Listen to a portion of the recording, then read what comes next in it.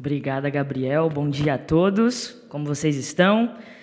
Na pessoa da nossa presidente, a doutora Edna Zilli, gostaria de cumprimentar toda a diretoria da Anajure e dizer da minha honra e do meu privilégio de estar aqui nesta manhã, depois de palestras e exposições tão extraordinárias e brilhantes como a que tivemos, especialmente a do doutor Adolfo agora por último. Eu espero que as minhas palavras nesta manhã tragam um pouco de luz a essa crise, a esse conflito, a essa tensão, muitas das vezes não comentado, não falado, que é a crise de direitos humanos em Mianmar.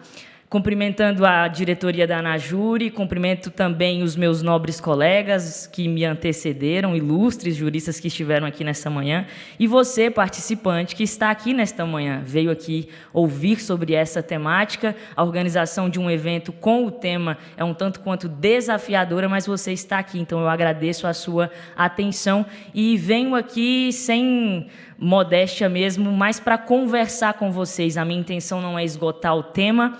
Até comentava com o Gabriel como estar aqui diante dele, do Matheus, doutor Gabriel, que são pessoas que eu admiro, amigos que eu admiro, tanto profissional como academicamente falando, própria doutora Edna. Então, nós viemos aqui conversar, dialogar um pouco sobre essa temática e, assim, não ignorar, não ficar negligente quanto a uma realidade que carece da nossa atenção, da nossa reflexão e, sobretudo, de algum tipo de ação. Inicialmente, então, uma contextualização. Normalmente, sempre perguntam como que eu cheguei ao tema do livro. O pessoal aí do Colégio Adventista, já ouviram falar do país, Mianmar? Já ouviram falar do país? Normalmente, não ouviram falar do país. Nós, inegavelmente, somos bombardeados com uma série de notícias e informações durante todos os nossos dias, não é verdade? E foi assim que eu me deparei com essa realidade. Foi através de uma notícia, um noticiário do campo de refugiados, que eu estarei falando posteriormente, que tem ali em Bangladesh com essa minoria étnica, que são os Rohingya.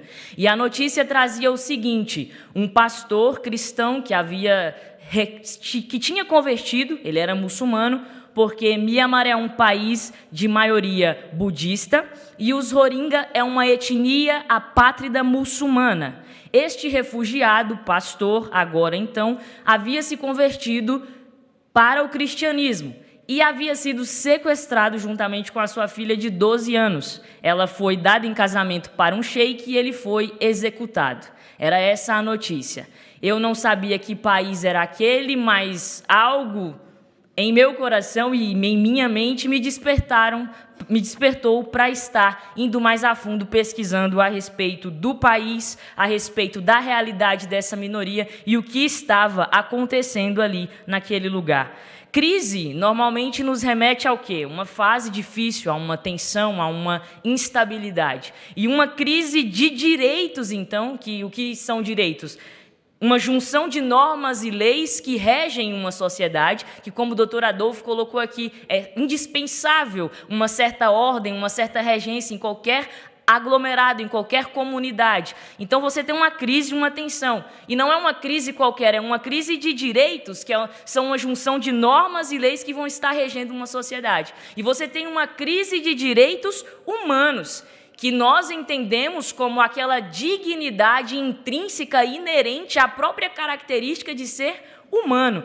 Então, que tema complexo. Por isso que eu tentei ainda mais afunilar e coloquei a liberdade religiosa e a cidadania dos Rohingya. A liberdade religiosa e a cidadania enquanto direitos muito, muito relacionados à identidade e ao próprio direito de se ter direitos, citando aqui Hannah Arendt, que também é uma autora que eu muito aprecio.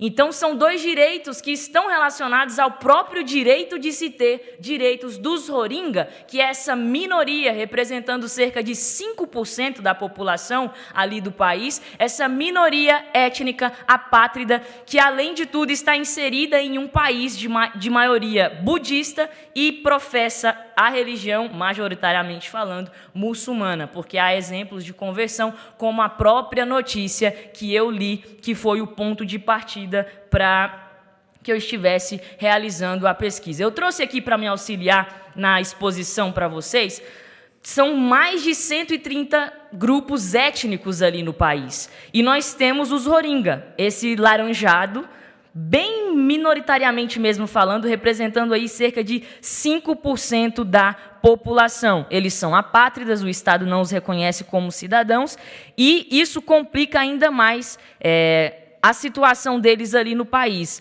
Liberdade de ir e vir, direito à educação, saúde, tudo. Basicamente, tudo eles têm, e a liberdade religiosa, que é também o nosso enfoque. No livro, para facilitar essa divisão, escrevi 3 capítulos. O primeiro capítulo eu abordo direitos humanos de um modo mais geral, faço aí um desenvolvimento histórico, o surgimento internacional dos direitos humanos e a atuação dos organismos internacionais. Esse é o capítulo 1, direitos humanos.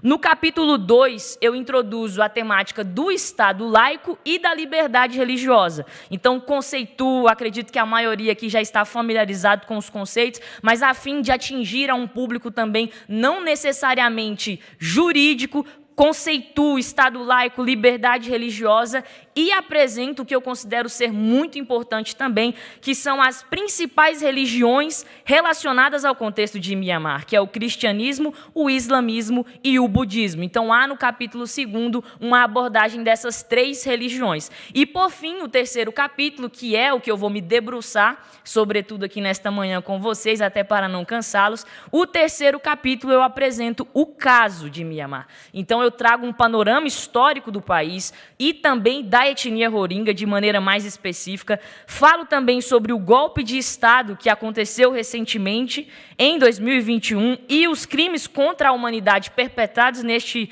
contexto. Falo sobre nacionalismo étnico-religioso, o budismo na Constituição de Mianmar, ainda que atualmente a Constituição não esteja vigente por conta do golpe, é interessante trazer, e também o direito à nacionalidade, e assim introduzindo a temática dos refugiados, falando sobre o campo de refugiados, e eu não abordarei nesta manhã, mas está no livro também, as leis infraconstitucionais e também sobre a Associação das Nações do Sudeste Asiático, que é a organização ali a um nível mais local. Então, nesta manhã nós vamos falar um pouquinho sobre este país, que faz aí divisa com a China, com a Tailândia, e também a oeste faz divisa com a Índia e Bangladesh, que é para onde normalmente eles migram, aonde há um êxodo em massa.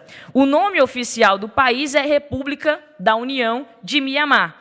E o nome foi alterado em 1989. Anteriormente era União da Birmânia. E qual a razão principal para a alteração do nome do país? Exatamente nessa tentativa de amenizar esses conflitos étnicos religiosos. União da Birmânia trazia logo no nome os birmaneses, que é a maioria étnica do país, formam o maior grupo étnico do país. Então, 1989 há uma alteração do nome, a fim de amenizar uma maneira aí, diante desse quadro de 135 grupos étnicos. Para facilitar, eu trouxe essa linha do tempo. É um contexto um tanto quanto complexo de indas e vindas. Eu destrincho cada etapa dessa aí no livro, e nós temos que em 1948 houve a independência em relação à Grã-Bretanha. Então era uma colônia da Grã-Bretanha e se tornou independente em 1948. De 1948 a 1962 nós temos um regime constitucional.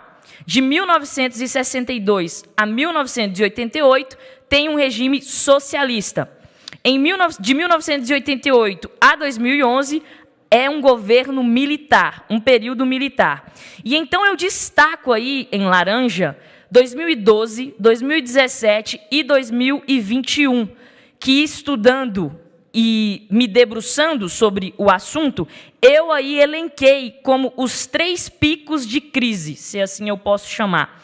Porque nestes anos acontecem fatores que eu considero relevantes e que os tornam aí picos de crise neste cenário, que é o assassinato da Tida. no ano de 2012. Ela era uma mulher budista Hakini, e nós vamos falar um pouquinho dela posteriormente. Em 2015, tem a realização de eleições gerais. Em 2017, ataques a postos policiais, militares. Em 2020, há eleições em novembro. E em 2021, como eu mencionei, tem um golpe de Estado no dia 1º de fevereiro, que a princípio era para ficar fechado durante um ano aí, as instituições democráticas, Congresso e afins, mas a situação apenas se agrava e você não ficará mais surpreso se ver ou ouvir no noticiário algo relativamente a Myanmar em contexto de golpe, violência e enfim. E em 15 de março de 2022, nós temos aí uma expressão mais incisiva por parte da ONU, pedindo por uma resposta internacional firme, unida e determinada. Então, como eu falei, nós vamos falar um pouquinho... Como eu falei, nós vamos falar, é ótimo. Como eu mencionei, nós vamos aí estar nos debruçando sobre os picos da crise nos anos de 2012, 2017 e 2021. Em 28 de maio de 2012, nós temos o assassinato da Tida. Como eu falei, ela era uma mulher budista Hakini, e ativistas locais Hakini, que é um estado no país que tem uma grande maioria Rohingya. Então, a Tida, ela era budista. Os Rohingya, eles são muçulmanos e professam o islamismo. Não necessariamente, em sua maioria, reforço. Os ativistas locais de Hakini produziram um panfleto detalhando os detalhes do crime que foi cometido de forma violenta e agressiva contra a Tida. Ela foi, enfim, estuprada, e produziram um panfleto com detalhes desse crime, alegando que os muçulmanos Rohingya eram os culpados e pediram uma retribuição ao grupo. Juntamente com a distribuição desses panfletos para a comunidade local, circularam fotos do corpo da vítima na internet, espalhando o apelo a uma vingança aos muçulmanos por todo o Myanmar. E então, no dia 3 de junho de 2012, há um ataque a um ônibus como forma de retaliação. Uma multidão de mais de 300 Hakinis cercou esse ônibus que transportava viajantes muçulmanos em um posto de controle do governo, forçou eles a descerem e espancavam até a morte. Esse foi o episódio de retaliação. Obviamente, as consequências foram ondas de violência, incêndios, deslocamentos tanto internos como externos. Mais de 140 mortos, mais de 100 mil desabrigados e mais um êxodo para Bangladesh. E em julho de 2012, então, depois de toda essa situação, em junho e essas consequências, o governo declarou estado de emergência no estado de Rakhine. Em 2017... não há uma interrupção, é bom, né, ressaltar, não há uma interrupção, é um padrão cíclico, desde 1970 eles estão migrando para Bangladesh, não é como se houvesse uma interrupção. Aqui eu escolhi trazer alguns episódios que eu julguei serem relevantes da gente estar com um olhar mais atento. Em agosto de 2017, então, ocorrem ataques em postos policiais. E esses ataques supostamente foram praticados por parte do grupo de militantes radicais, desta vez Rohingya. Só que mesmo eles não representavam e não representam a totalidade orgânica da resistência e dos anseios do governo. Mas o governo, os militares, tomaram isso como um ataque dos Rohingya, e agiu em resposta à atividade rebelde contra a população da minoria em geral, e não apenas àqueles responsáveis pelos ataques.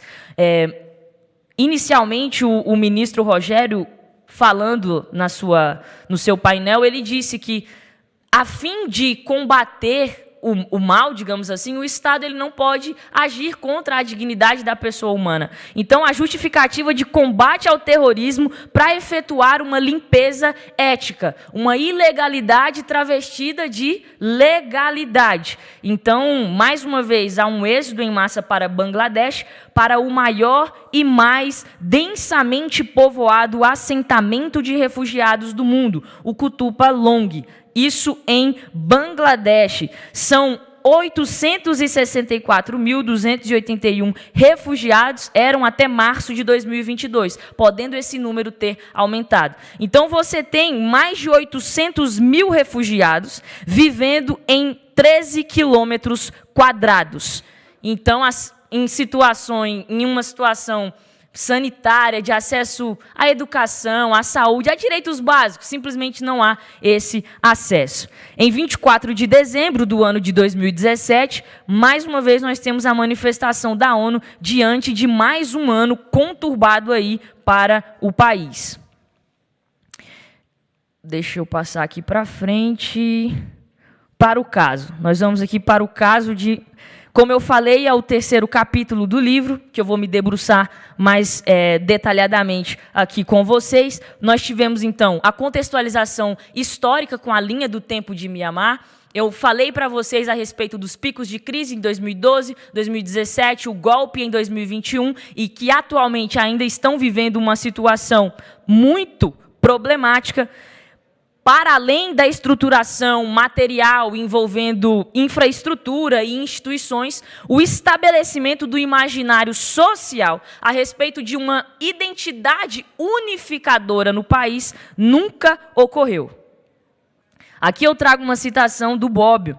Sem direitos do homem reconhecidos e protegidos, não há democracia. Sem democracia, não existem as condições mínimas para a solução pacífica dos conflitos. Então, uma coisa está totalmente ligada a outra. Os direitos do homem, a democracia e a paz são três momentos necessários do mesmo movimento histórico.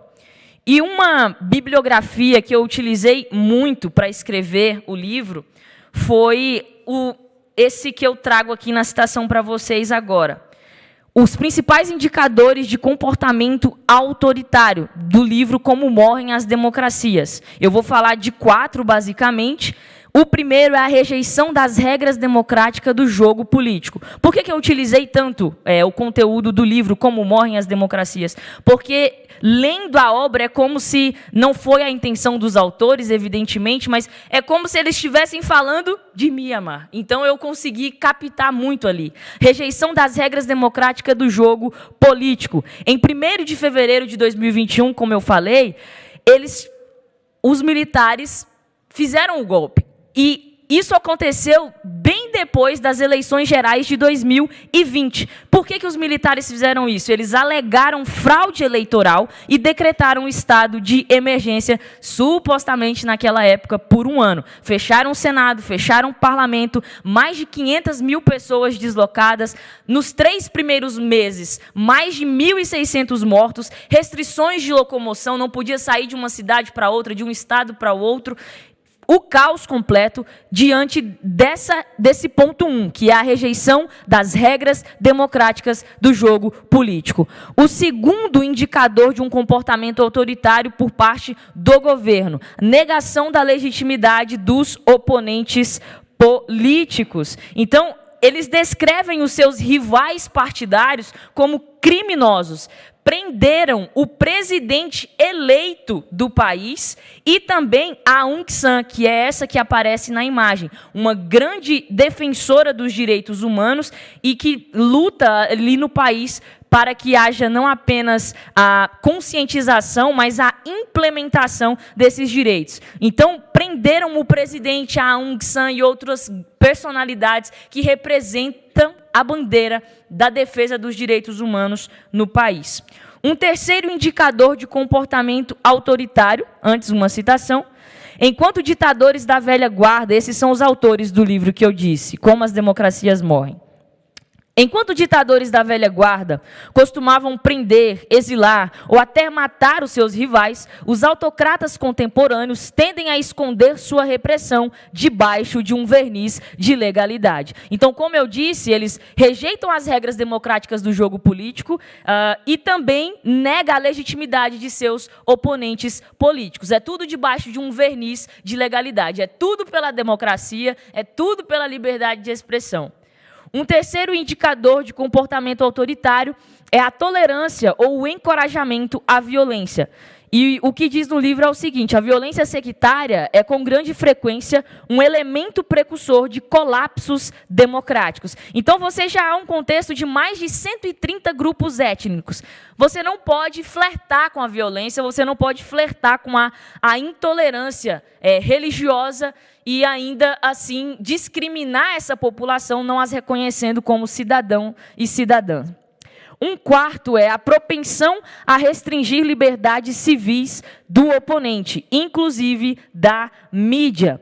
Quando diferenças socioeconômicas, raciais e religiosas dão lugar a sectarismo extremo, situação em que as sociedades se dividem em campos políticos, cujas visões de mundo não são apenas diferentes, mas mutuamente excludentes, torna-se difícil superar a tolerância. Então, você não enxerga o diferente apenas como diferente, você o vê como excludente, que é a realidade do autoritarismo perpetrado ali em Mianmar contra a população Rohingya. Como eu disse, em Bangladesh, atualmente, está o maior e mais densamente povoado campo de refugiados ocupado por Rohingyas. São mais de 800 mil pessoas e eles buscam abrigo ali no campo e também nos arredores.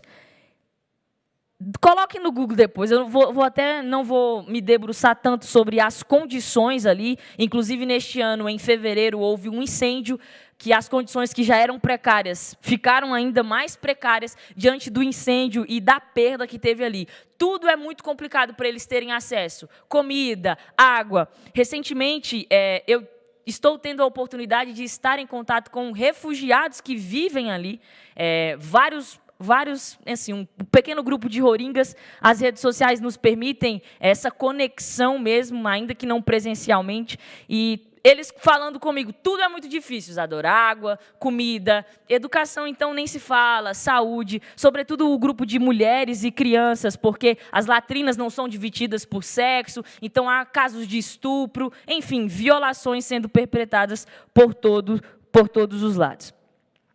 Finalmente, então, nós temos alguma movimentação por parte tanto do TPI como da Corte Internacional de Justiça, no âmbito da ONU. Em 14 de novembro de 2019, o Tribunal Penal Internacional abre uma investigação, entendendo que tinha jurisdição no caso, porque Bangladesh, para onde as vítimas fugiram, ratificou o Estatuto de Roma. Então, Mianmar não assinou, não aderiu o Estatuto, mas Bangladesh, para onde há um êxodo em massa, mais uma vez eu digo, de maneira cíclica, desde 1970, o TPI entendeu, então, que tinha a jurisdição, que tinha competência para estar abrindo a investigação sobre o caso. E em janeiro de 2020, temos uma decisão preliminar da Corte Internacional de Justiça para que Mianmar tomasse medidas de emergência para proteger os Rohingya de serem perseguidos e mortos. O caso foi apresentado à Corte pelo Gâmbia e, obviamente, teve um questionamento por parte de Mianmar, dizendo que Gâmbia não tinha por que estar indo até a Corte. Mas a Corte entendeu que tinha uma disputa entre os países decorrente da missão da ONU que foi realizada em 2019, no âmbito da Organização para a Cooperação Islâmica, onde ali em setembro de 2019, a ONU incentivou, não apenas Gâmbia, mas outros países, a estarem levando adiante um processo judicial contra o Mianmar para que as violações ali perpetradas não fossem ignoradas por esses países. Então, de maneira resumida, tentando ser o mais clara possível, até para o pessoal ali do Adventista, não sei se eu estou falando muito juridiquês agora. Temos um país denunciando o outro para a corte. E o que foi denunciado, obviamente, não se calou diante da denúncia e disse: quem é você para estar levando essa denúncia? A Corte entendeu que havia, sim, uma disputa entre os países, porque anteriormente, em 2019, em uma cooperação islâmica organizada pela própria ONU, não só Gâmbia, mas outros países, os demais membros dessa organização islâmica, foram incentivados, fomentados a estar ali com um olhar mais atento para o país, e a corte deu essa decisão preliminar para que o país tomasse medidas. Próxima tela, proteção constitucional. Então, sedimentado o contexto histórico e um panorama do caso do país, obviamente no livro isso é mais detalhado, mesmo que atualmente eles estão lá, não em um regime constitucional, não que estivesse antes, enfim, mas eu gostaria de trazer o que, em tese, deveria ter acontecido antes do golpe, mas que, mesmo não estando explicitamente e declaradamente em um Estado não democrático, em um regime não democrático, não acontecia. Essa é a realidade. Mesmo antes do golpe, essa não era a realidade, tanto que no processo de escrita do livro era possível ver esse contraste. A Constituição de Mianmar, como eu disse, reconhece a posição especial do budismo, que é 76,2% aí da religião professada no país, pela grande maioria dos cidadãos da União. Então, há a maioria factual, 76,2%, e a Constituição ainda trazia, no artigo 361, essa posição especial, como a fé professada pela grande maioria dos cidadãos. Nós temos aí também cristãos, muçulmanos, confucionistas, hindus e outras religiões. É um país bem religioso, digamos assim, no sentido mais estrito da palavra. O artigo 348 da Constituição diz o seguinte: a União não discriminará nenhum cidadão da República da União de Mianmar com base em raça, nascimento, religião, posição oficial, status, cultura, sexo e riqueza. Mas calma, o 361 não dá uma posição especial? O 348 antes estava dizendo não discriminará, mas aí na 361 já trazia uma posição especial. E anteriormente também no artigo 34 declara: todo cidadão tem igualmente direito à liberdade de consciência e o direito de professar e praticar livremente a religião sujeita à ordem pública, moralidade ou saúde e a outras disposições desta Constituição. Então, esse era o corpo da Constituição que, em tese, deveria garantir a todos o direito à liberdade de consciência e o direito de professar e praticar livremente a religião. Obviamente, é um contexto diferente do nosso, que estamos em um Estado laico, mas algo que eu ressalto e pontuo no livro, e sempre digo, é que ter uma igreja nacional, ter uma fé oficial, digamos assim, não é total e necessariamente incompatível com a liberdade religiosa, desde que atendidas à proteção de crenças pessoais e de outras religiões. Esse é, inclusive, o caso da Igreja da Inglaterra, da Escócia, no Reino Unido, e também do cristianismo luterano na Dinamarca. Então, há de se ter uma leitura sistêmica da Constituição, o que não acontecia. Quando eu faço a minha ponderação a respeito do artigo 361, eu acho que o cerne da nossa reflexão não deve ser nem a posição especial, que, mais uma vez, reitero, não é um problema por si só. Se torna um problema quando não é atendida a proteção das crenças pessoais e de outras religiões, que é o caso de Mianmar. Então, você tem uma tensão étnico-religiosa, você tem uma discriminação, e você tinha uma Constituição que, apesar de prever uma igualdade, não era assim que funcionava na prática. E se isso, em um regime democrático, já era problemático, atualmente, então, há de se verificar que o Estado é ainda pior. Olha o que o Burke disse a respeito disso. Estou certo, entretanto, que em uma democracia a maioria dos cidadãos é capaz de exercer sobre a minoria a mais cruel das opressões, todas as vezes que ocorram, o que pode ocorrer frequentemente, grandes divisões. Então, à época, partia-se do pressuposto que se estava em uma democracia. Então, mesmo não sendo uma democracia de fato, eu ainda considerava que a Constituição estava vigente. Mas essa não é nem a realidade hoje. Se com um regime democrático já pode ocorrer grandes divisões, todas as vezes que ocorrerem opressões, diante desse quadro de golpe que está tendo lá, pior ainda. E essa imagem é de lá, um homem em frente a uma mesquita em chamas, em Mianmar. Escolas islâmicas tinham sido fechadas e usadas como escritórios administrativos do governo, os quais haviam emitido ordens militares exigindo que mesquitas não autorizadas fossem destruídas. É uma burocracia tremenda, até para você casar com uma pessoa não budista, precisa de autorização do governo. 25 dos assentos do parlamento eram alocados para militares, seguindo a Constituição. A Constituição assegurava 25 assentos do parlamento, independente da eleição. 25 assentos eram alocados para militares. A Constituição também traz, não está em vigor, mas ainda existe, traz os chamados membros de ordens religiosas, sacerdotes, monges e freiras. Membros de ordens religiosas, de um modo geral, eram proibidos de concorrer a cargo público e de votarem. Então, você é um membro de alguma ordem religiosa, você não poderia ser candidato e você também não poderia participar do pleito. E evidenciando aí mais uma discriminação e a intolerância, mesmo seguindo todas as burocracias, uma mesquita autorizada era incendiada, era desautorizada a funcionar. Pais cristãos sendo obrigados a não utilizarem os nomes cristãos que dão para os seus filhos. Você não pode registrar um nome cristão porque o nome é cristão.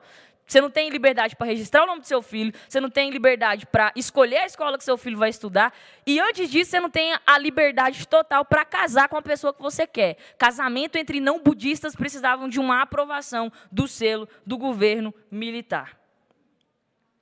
Indo um pouco para o contexto internacional, no sentido dos documentos e da legislação, nós temos a Declaração Universal dos Direitos Humanos. Eu trago aqui alguns artigos, obviamente não dá para esgotar todos, mas a essência da declaração, eu acredito que é do conhecimento de todos, mas fiz questão de trazer ainda assim o artigo 2 e o 18. Todo ser humano tem capacidade para gozar os direitos e as liberdades estabelecidas nessa declaração, sem distinção de qualquer espécie ou qualquer outra condição. É muito claro o texto. E o artigo 18, todo ser humano tem direito à liberdade de pensamento, consciência e religião. Esse direito inclui a liberdade de manifestar, o ensino, a prática, o culto público ou particular. No livro, eu trago todos esses desdobramentos da liberdade religiosa no contexto de Mianmar, que é a liberdade de crença, pensamento e investigação, a liberdade de comunicação e expressão, a liberdade de associação, a liberdade de reunião pacífica, a liberdade de participação política, a liberdade de locomoção, as liberdades econômicas, a privacidade e autonomia em relação ao domicílio, família, sexualidade e reprodução. E neste tópico, só de maneira bem breve abordando, ao adentrar ao campo de refugiados em Bangladesh, o trâmite oficial normalmente era uma inteligência artificial desenvolvida pela própria ONU, e eu sei, inicialmente pode parecer que das preocupações de um refugiado, a menor possa ser inteligência artificial. Mas o fato é que o questionário apresentado pela ONU ao recebê-los incluía informações sensíveis como a religião professada e coisas desse tipo, ao ponto de, em 2018, ter sido realizado um acordo entre Bangladesh e Mianmar para a repatriação, para a devolução, digamos assim, dos Rohingya, mas os países acordaram entre si, só que os refugiados não concordaram com o acordo. Por quê? Eles voltariam, mas não na condição de cidadãos, e voltariam trazendo consigo todos esses dados que foram abordados ali na inteligência artificial aplicada pela ONU. Então, há essa privacidade e essa autonomia também, e esse tato até para se fazer os acordos. Porque no acordo que foi realizado em 2018, eles retornariam como Bengali, que é um termo pejorativo para o Rohingya, não reconhecido como cidadão. Há toda uma discussão acerca da identidade dos Rohingya. Há quem diga, no caso, a maioria budista de Mianmar, que eles, na verdade, são de origem de Bangladesh e que a Grã-Bretanha, à época de quando o país era colônia, buscou essa mão de obra em Bangladesh e os levou para Mianmar. E os Rohingya dizem, não, nós nascemos aqui em Mianmar, somos naturais aqui de Mianmar, e este é o nosso país. Então, todo esse conflito lá da época da colônia, e no acordo em 2018, até mesmo o termo Bengali, que é esse termo pejorativo, é como se fosse um xingamento para um Rohingya, você está o chamando de Bengali, eles não aceitaram esse acordo e, desta forma, não teriam interesse de retornar para Mianmar. E o último tópico, a liberdade de adotar um modo de vida conforme preceitos éticos ou tradicionais. Além da declaração, eu falo bastante também no livro sobre o Pacto Internacional de Direitos Civis e Políticos. E nós temos aqui o artigo 18. Toda pessoa terá direito à liberdade de pensamento, de consciência e de religião. Não vou ler todo o artigo, porque eu acredito que até a partir da minha fala, todos esses conceitos, ideias e valores já foram abordados. A história dessa foto também é interessante. Conversei com o fotógrafo que a tirou e, enfim, tem sido uma experiência muito... Não é bacana falar sobre o assunto, porque não é um assunto bom, mas é bom saber que existem pessoas que não ficam apáticas diante de um cenário que, enfim, se nós podemos fazer algo para trazer à tona, só de falar sobre eles já é algo relevante. Por fim, estou me encaminhando para o final. Eu gostaria de falar sobre o paradoxo da tolerância, que eu também trago no livro, que é essa ideia de que, para a manutenção de uma comunidade tolerante, é necessário o direito de não tolerar o intolerante. Tudo deve ser tolerado, exceto aquilo que for crime. Então, nós temos os direitos humanos, com o seu caráter indivisível e universal, e aqui, nós, no âmbito da tolerância, devemos acrescentar o valor da diversidade. A pluralidade de culturas no mundo não respalda violações humanitárias. É esse o ponto. Tudo que eu falei aí, artigo 18.3. E, por fim, algo que eu afirmo no livro é onde falta liberdade política, a normal expansão da liberdade religiosa fica comprometida ou ameaçada. E onde falta liberdade religiosa em todas as suas dimensões, não há plena liberdade cultural, nem plena liberdade política. Essa é a realidade dos Rohingya. Muito importante, aqui eu não vou nem me ater tanto, porque eu estou com especialistas aqui na matéria, a diferença entre laicidade e laicismo. Professor doutor Jorge Miranda, laicidade significa não assunção de tarefas religiosas pelo Estado e neutralidade, sem impedir o reconhecimento do papel da religião e dos diversos cultos. Laicismo, por outro lado, que é outra coisa, significa desconfiança ou repúdio da religião como expressão comunitária. Então, as religiões estão envolvidas na provisão de normas éticas universais para a dignidade do indivíduo e melhoria da sociedade. O doutor Adolfo, que me antecedeu, citou um não cristão evidenciando a relevância da Bíblia. Então, inegavelmente, as religiões estão envolvidas na provisão de normas éticas e, por vezes, até regulando alguns campos do direito. Há uma interseccionalidade, há uma relação entre os direitos humanos e a religião, não raramente em nosso contexto e também de Mianmar, mas caracterizado pela competição em detrimento da colaboração e da mútua contribuição. Nesse sentido, até mesmo um Estado laico não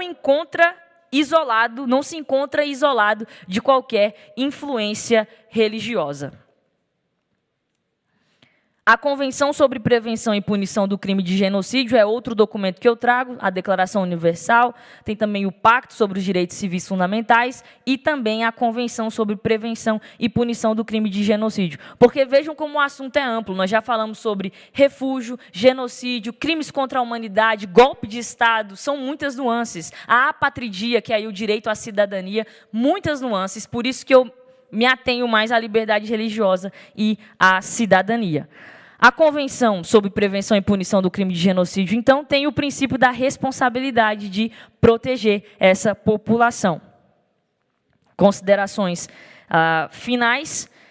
Citei o Bobbio e o faço novamente aqui para dizer que ele afirma que o desprezo pelos direitos humanos, pelos direitos do homem no plano interno, e o escasso respeito à autoridade internacional no plano externo normalmente caminham juntos. Não por acaso, mesmo diante dessa movimentação do TPI e da Corte Internacional de Justiça, nós não tivemos aí uma ação concreta de Mianmar. Sendo assim, quanto mais um governo for autoritário em relação à liberdade dos seus cidadãos, mais ele será avesso à autoridade internacional. Essa foi uma das conclusões que eu chego aí no livro, né, diante dessa análise do quadro de Mianmar. As considerações finais, eu trago uma citação da Marianne, que é outra amiga, se eu assim posso chamá-la, que me ajudou aí nesta jornada de escrita do livro, e ela vai dizer: documentos que expressam ideias não têm peso, a menos que as pessoas os conheçam, a menos que as pessoas os entendam, a menos que o povo exija que eles sejam vividos. Isso no sentido de que não é desmerecendo, mas é que o fenômeno jurídico ele não deve se dissociar da análise histórica, filosófica, sociológica, antropológica, econômica e cultural. Em última análise, nós podemos dizer que a promoção bem-sucedida dos direitos humanos, ela depende da atenção às atitudes, às ideias, aos valores, aos relacionamentos e instituições às quais os indivíduos, as famílias e as comunidades estão inseridas.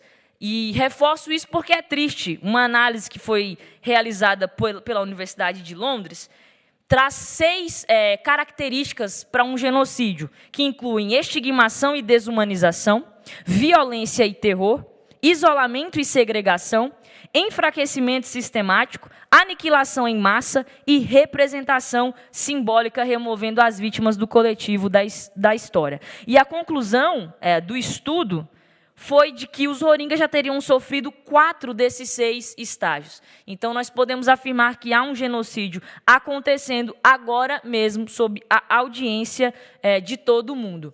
Em Mianmar, os Rohingya não são percebidos como sujeitos de direitos e os atos ou crimes contra eles praticados não representam incidentes isolados ou atos perpetrados aleatoriamente. Apesar das leis, e que agora estão totalmente esquecidas e ignoradas diante do quadro de golpe, e que, apesar das leis, quando em vigência, não tinham essa proteção empírica. Falta liberdade política, falta liberdade religiosa, falta o próprio direito a se ter direitos.